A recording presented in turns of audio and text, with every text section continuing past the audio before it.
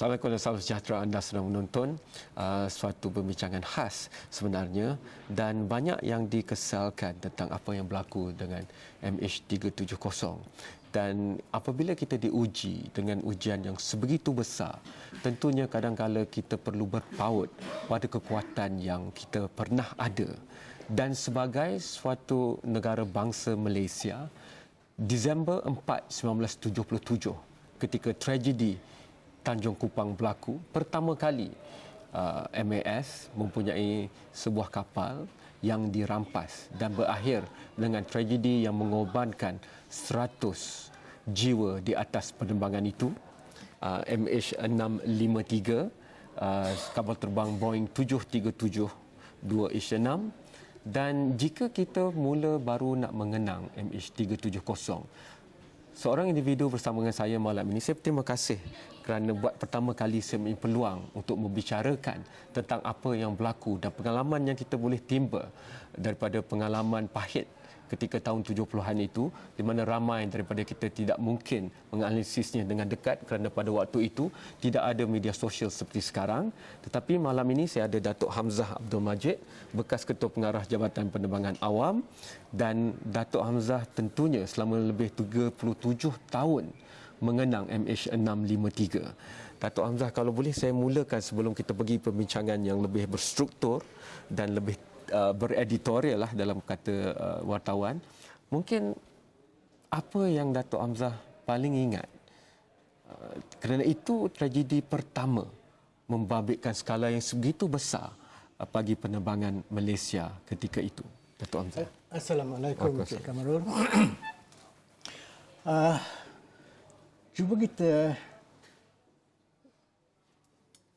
imagine 37 tahun, itu tahun 1977, di mana kita mengalami satu peristiwa yang sedih dan pilu apabila pesawat MAS dirampas, di-hijack dan kemudian terhempas di Tanjung Kupang dengan kehilangan 100 jiwa penumpang dan juga anak kapal. Apa yang saya tak dapat lupa, Cik Kamarul, ialah perasaan sedih dan pilu apabila memandang pertama kalinya tempat di mana pesawat itu terhempas di Tanjung Kupang. Kerana pesawat itu tenggelam lebih pada 5 meter dalam tanah. Jadi kita terpaksalah bawa jentera berat untuk menarik keluar bangkai kapal terbang itu dan menjalankan penyiasatan terhadap tragedi itu. Datuk, walaupun memang ia tragis, sedih dan pilu mengenangkan 100 jiwa itu, tetapi dengan jawatan dan amanah sebagai Ketua Pengarah DCA ketika itu, tentunya Datuk terpaksa menolak semua emosi ini ke tepi kerana rakyat, ahli keluarga, MAS, DCA sendiri mahukan jawapan ketika itu. Benar.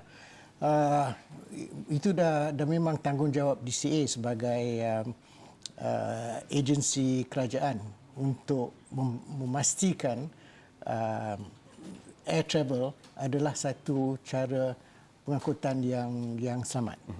Jadi sekiranya if there is an accident, it is up to DCA to make sure kita investigate. We need to know what had happened. Kita mahu tahu kerana kita patut mengambil draw lessons from what has happened so that it will not happen again. So it was our job to investigate. Tapi pada ketika itu kita lebih fortunate kerana situasi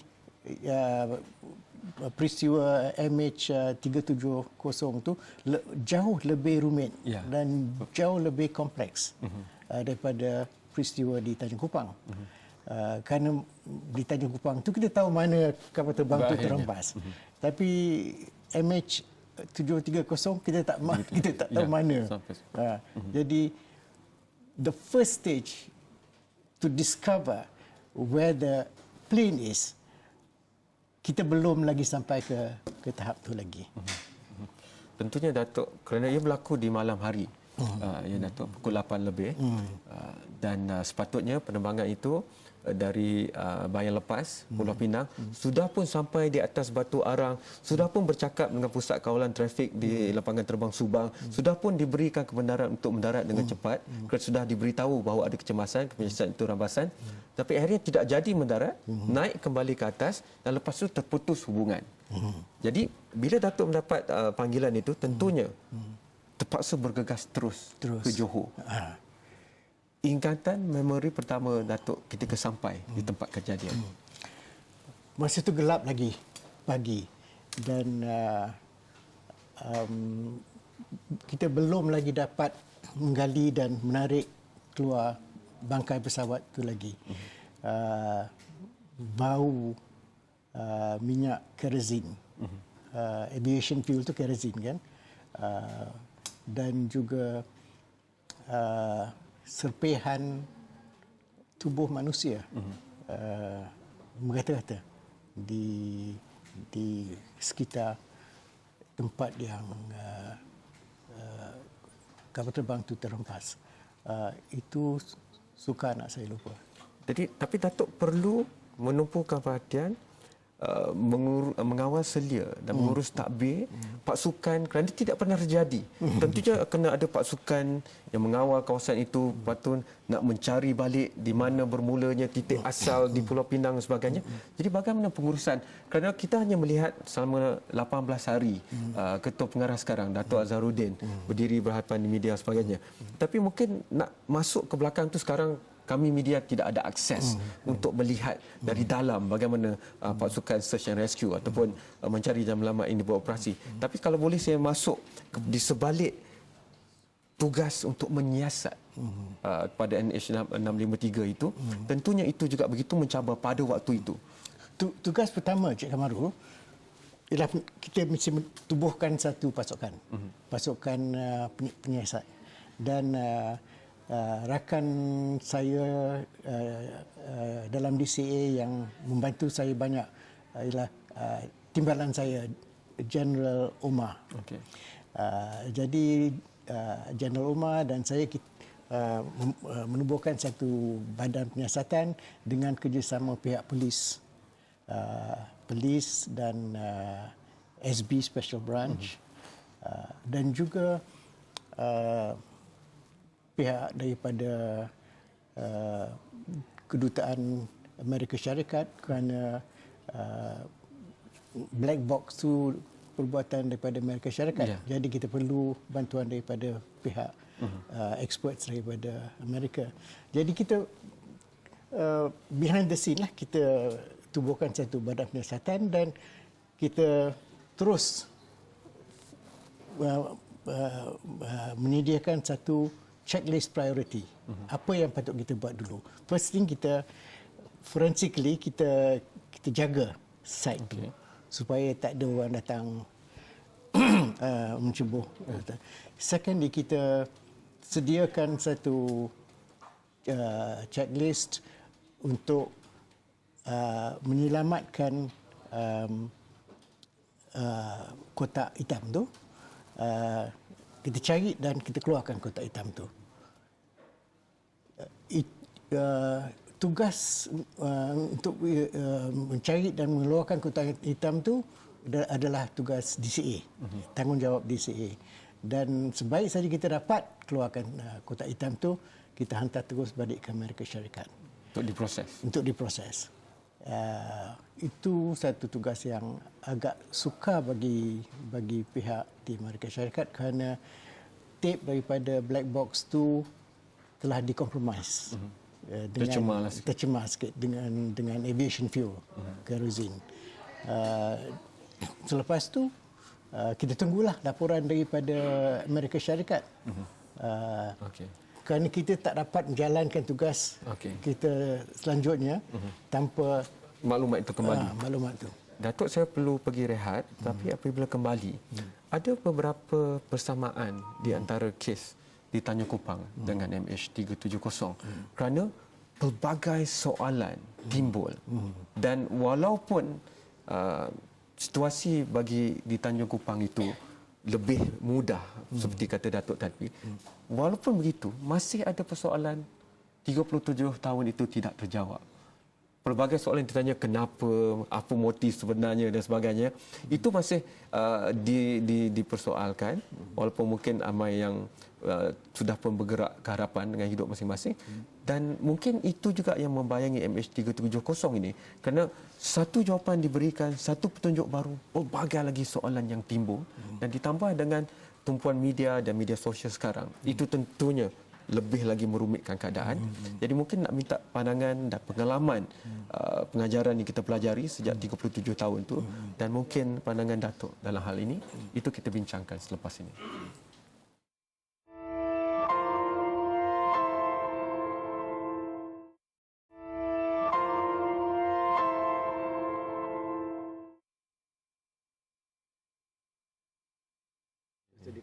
Terima kasih kerana masih menonton diskusi khas malam ini. Saya masih membincangkan tentang tragedi di Tanjung Kupang, dan kerana kita mengetahui bahawa kepakaran itu sangat penting, dan itu disebut dalam sidang akhbar oleh Datuk Seri Syamuddin, kepakaran dalam membantu kita untuk menganalisis data dan sebagainya. Kita ada pengalaman berhadapan, walaupun mungkin kesnya berbeza, tetapi masih lagi memberikan kita suatu pandangan daripada dalam tentang bagaimana DCA misalnya terpaksa berhadapan dengan amanah dan tanggungjawab mereka. Contohnya amanah dan tanggungjawab dalam kes di Tanjung Kupang untuk menemui kotak hitam dan menganalisa kotak hitam itu.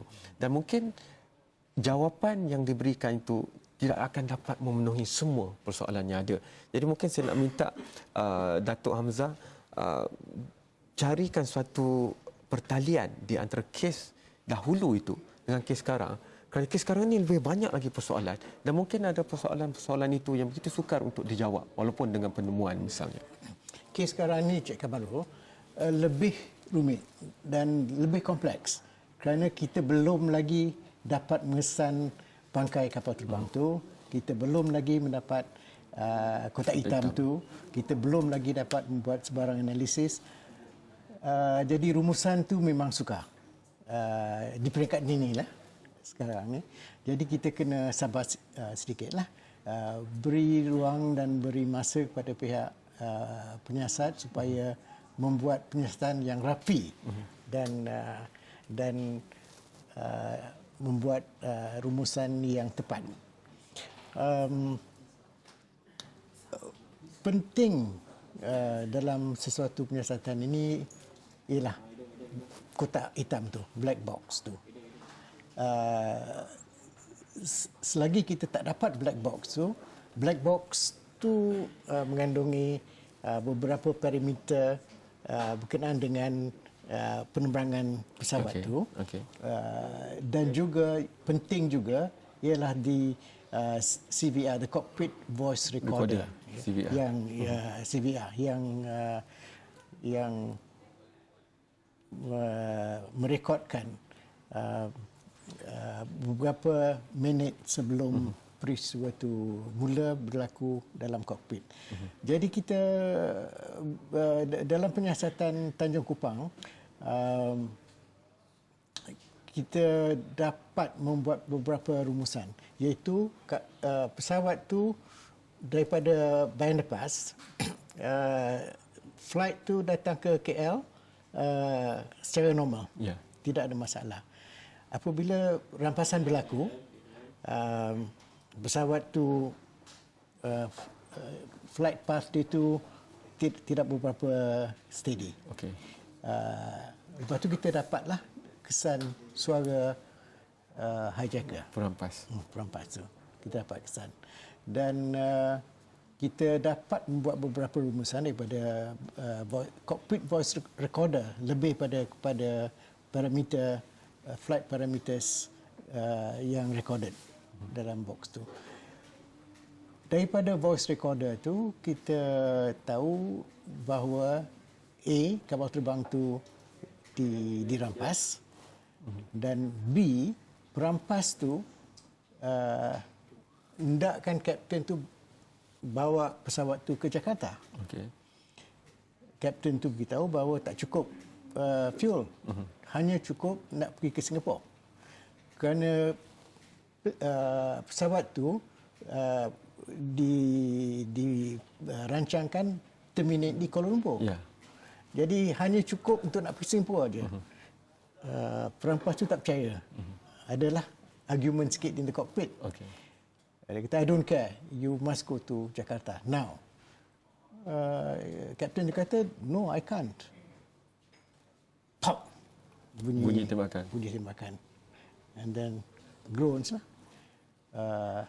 Langsung kapten. Tapi walaupun dengan data tu semua ditemui Datuk Hamzah, identiti masih lagi diperdebatkan, contohnya perampas dan sebagainya, motif dan sebagainya, dan ada beberapa pintu yang masih terbuka sampai sekarang dalam aspek maklumat. Dan jika Datuk Hamzah tentunya mengikuti perkembangan MH370, kerana itu tempat panas, kursi panas yang dulu Datuk sendiri pernah pegang dan ada tragedi ketika itu, bagaimana Datuk melihat kepada dahaganya sumber maklumat sekarang sampai di Beijing, kedutaan kita pun dilempar dengan pelbagai tuduhan yang kita tidak memberikan maklumat semuanya. Tetapi tentunya prinsip pertama itu, semua yang dikeluarkan maklumat itu haruslah disahkan dan disahkan beberapa kali sebelum dikeluarkan. Dan itu tentunya mengakibatkan ada sedikit jurang di antara apa yang boleh diberitahu secara sah dengan apa yang ingin diketahui di luar. Ini satu tanggungjawab yang berat, Cik Amaru. Ya. Pihak DCA tidak boleh dengan sewenang-wenangnya keluarkan information selagi tidak dipastikan benar, sahih. Okay.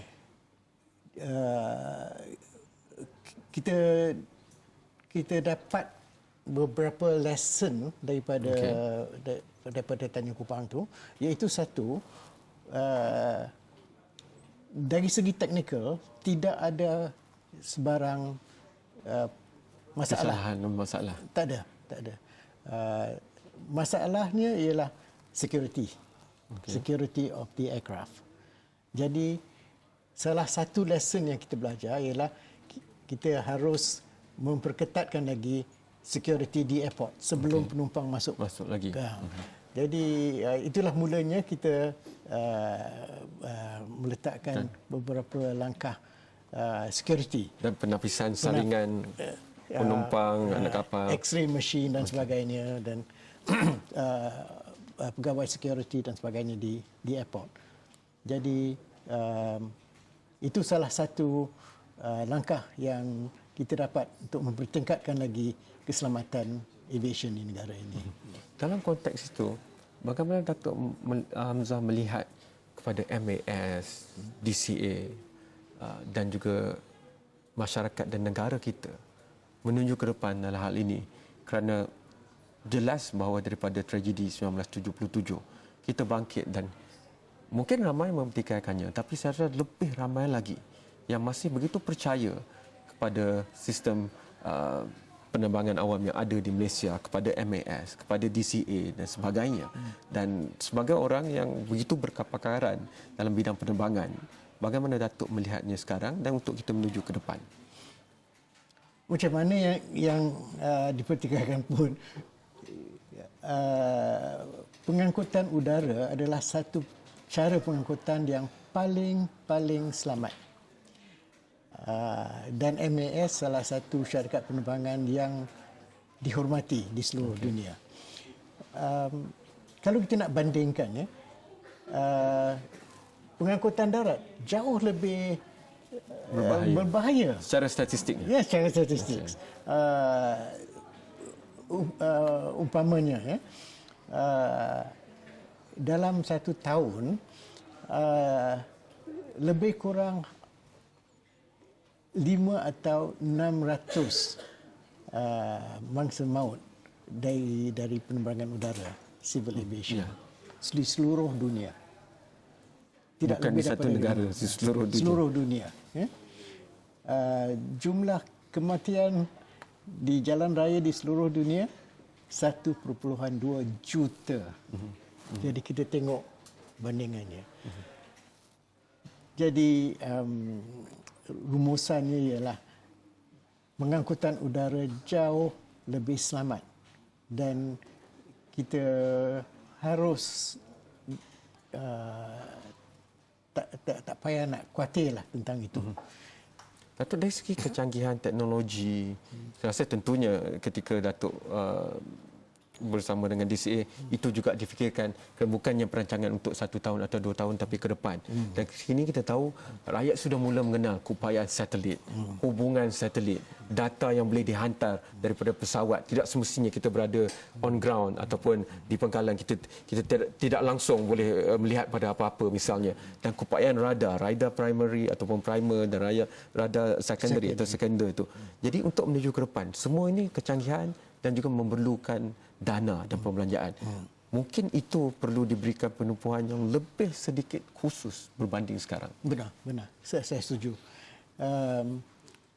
Pada masa yang lampau lah, pada tahun 77 umpamanya, kita belum ada lagi teknologi satelit. Kita masih lagi dalam Stone Age lah. Okey, berbanding sekarang. Banding dengan sekarang. Sekarang satellite teknologi itu paling canggih dan banyak yang kita boleh dapat. Kita boleh mencongkil evidence dan data yang tidak dapat dijangka lah pada masa-masa yang lalu. Jadi resource allocation, saya setujulah dengan Cik Kamarul, ya, kita mesti dibuat lebih resources dalam bidang teknologi ini. Terima kasih banyak Datuk Hamzah. Saya tahu bukan senang untuk pergi balik ke 37 tahun dahulu, itu memori yang begitu pahit dalam kenangan rakyat Malaysia, dan kini kita diuji sekali lagi, tapi tentunya kita bersama-sama bersatu padu dalam menghadapi sebarang ujian itu. Pengajarannya perlu kita bawa ke depan dan insya-Allah kita bersama-sama mengharungi detik hitam dalam sejarah negara ini. Terima kasih banyak pada Datuk Hamzah. Terima kasih banyak kepada anda telah menonton, dan saya perlu pergi hantar ke rehat, tapi bila kembali nanti anda akan bersama dengan saudara Hans. Jumpa lagi.